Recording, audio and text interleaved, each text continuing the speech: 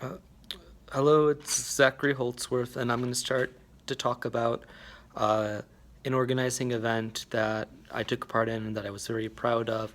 And I've mentioned this before in several of the discussion posts, and in fact, I probably mentioned it in almost every discussion post. So sorry if it's getting repetitive, and also sorry if the video is just going to be me talking, because I really don't know how to edit videos and to make it like super interesting, but it will just be about me talking about the event that I mentioned in like every single discussion post we've done.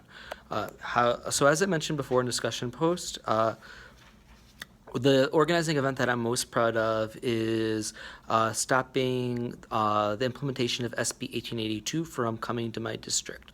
So SB 1882 was passed by the Texas legislature, and this is a bill that basically allows school districts to partner with a charter school are an approved entity that they'd get approval from the Commissioner of Education, some kind of private entity. And either the charter school or the private entity would take over the school and run this school. Now, the incentive for doing this is that schools could allegedly get more money. However, the legislator failed to put any money actually into the bill.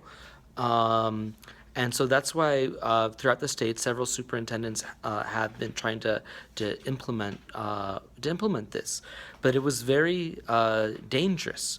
It was dangerous because the school board would essentially lose basically all its function and all its power. It would still be there, but it would be more sort of symbolic, and it wouldn't have the role. So you are losing accountability in the school.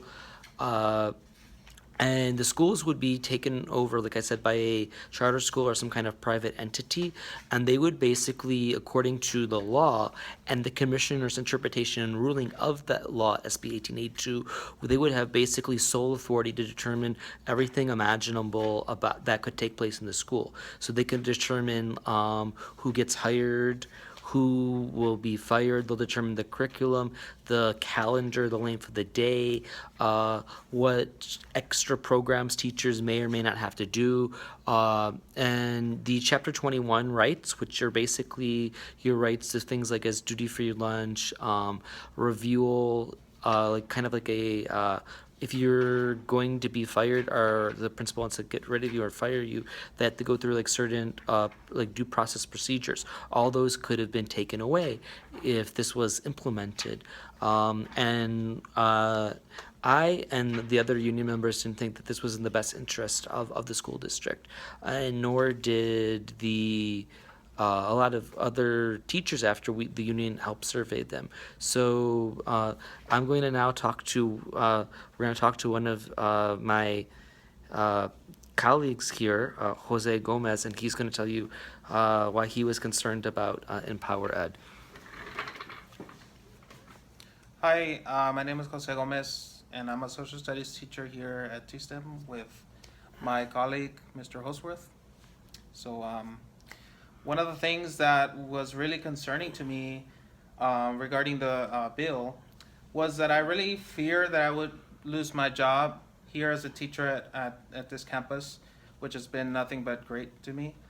Um, like you mentioned, the administration that would have been in charge of this campus would, I think, uh, prove, nearly fearful in terms of my job security, and also definitely with my conference times that I possibly had to either lose, or I might possibly have to do other uh, jobs that I wasn't necessarily either qualified for or ready for.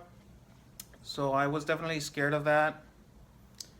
I guess, I mean, there's other things that I think I would have been scared too, but I just can't think of them at the moment. So that's all I have for now. Thank you, sir. So, the feelings that he shared were the feelings that we got back from most of the staff. People were really scared about what could happen since the bill it was giving sole authority to private entities, and these private entities essentially could do whatever they want in the school. And they were not basically all the laws that public schools had to follow, those would be thrown out the window. And these private entities or the charter school would basically be able to do whatever they want in running what was a former public school. So of course, as I mentioned in past posts, we organized events against it. We met with the superintendent, but those talks got nowhere. We met with school board members who were supportive, and they pledged that they will always vote it down. But we really informed the community and rallied the community together, and the community came out really much against this. Parents were angry. There were city council members from the three cities that comprise the school district that were really angry. Some of the mayors were angry. So the community really came out against this, and together with all those coalitions, we were able to put a stop to it. So that would be my greatest accomplishment with community organizing.